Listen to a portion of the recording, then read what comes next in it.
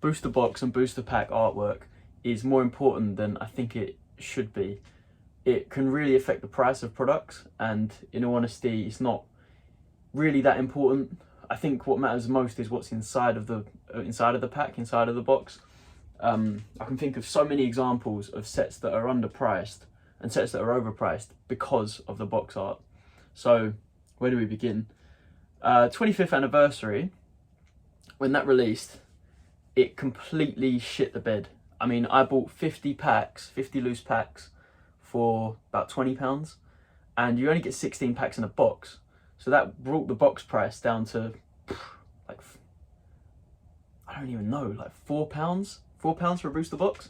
Now you're looking at £90 for that same box. It's only been a year and a half, and you know, I wouldn't say that box is a great investment. It's just that the pack art, the box art is so, you'd want it. You'd think that's a good buy. You'd look at it from someone that's not researched the set and you think, why would you not pick that up? It's an anniversary set. It's got a big Pikachu on the front. It's a golden pack. It's got energy symbols all over it. Like, that must be important and a good investment. Without actually doing your homework, you'd think that, right? And that's why maybe the price has shot up a bit recently. What's actually in that box? Loads of the same card. You've got the same kind of result as if you opened a Japanese jungle box. You know, that set was like, what, 50 cards?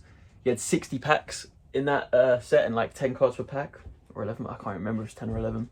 Basically, you'd end up pulling so many duplicates, and it's the same thing with 25th anniversary. You'll pull so many duplicates. It's not the same as Celebrations, because in Celebrations you had the promo card packs mixed within the set.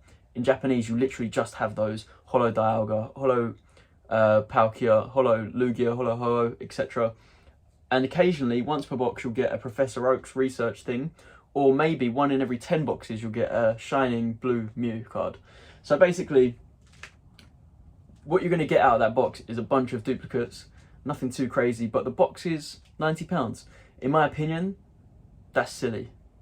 I'm happy for it to be that much. Like, that's the market speaks for itself. That's not, my opinion isn't right or wrong, really. It's just my opinion. I just think that's crazy. I'm going to go into why. So another set, if we're looking at a generation older than that, you can look at Remix Bout, okay? This box I've recently seen go for £155 on auction. The most expensive Pokemon card in that set, like normal card, was an alternate art. I watched the auction the other day, ending at £77. That's half in a PSA 10, yeah? The best Pokemon card, it's a Charizard alternate art as well. Let me add that. So the most popular Pokemon in an alt art in PSA 10 is worth £77. The box is £155. So you're telling me the best card in the set, if you get really lucky and you pull the best card, it's only worth half of the price of the box? That is just fucked. That's crazy to me. Don't understand how Remix Bout could be £155. Doesn't make sense. But this is where it's another example of just a fantastic box art. It features sorry, it doesn't feature Pikachu. Features all of the 3 Kanto starters and their evolutions. So you've got your fucking Venusaur, Charizard, Blastoise, and they're also like a main feature of the set. And then I think, is it Alolan Persian that's also in Remix Bout? I can't remember if that's Double Blaze or Remix Bout, but yeah, anyway. So when you're looking at that, okay, you're looking at the most expensive card is, I think you've got Roller Skater, which is probably about £100 also. But we're looking at a Charizard on the box art, Charizard alternate art in the set. Like, that is supposed to be the most impressive, important card in the set. It's worth half the price of a box. So now this is where things get interesting. If you look at, I'm going to use this is my favourite example. I've always said this about this set. Bandit Ring is fucking phenomenal, but the box art is one of the worst box arts I've ever seen. And I believe this box art is the reason why this box is so undervalued, because if you knew what was in this box, it wouldn't be the price it is today. Like, if everyone knew what was in this set, this box wouldn't be this cheap. I mean, I'm using a Korean box for example. All my Japanese ones are locked away, but it's got the same box art in Japanese and Korean. So it's literally, it's just a hooper in like a, I don't like the art style, I don't like the Pokemon. It doesn't look good. It's just really deceiving because this set is so fucking strong. it's insane. You have Tyranitar EX full art, Mega Tyranitar, followed by Giratina, followed by Lugia, followed by Kyogre, then Groudon, then Mega Rayquaza. Primal versions, whatever. Like, it is fucking loaded. It's the strongest. Can I make that statement that it's the strongest XY set? I mean, it doesn't have any waifu cards, so that's one thing that's a bit shit about it. But I don't really care because I don't really like them anyway. For me, if you're looking at Pokemon, like popular, nice Pokemon, strong Pokemon, whatever, like the best legendaries, whatever, this set is loaded. And let me tell you, the Lugia EX PSA 10 recently went for, I believe, £600. Right? So think about this.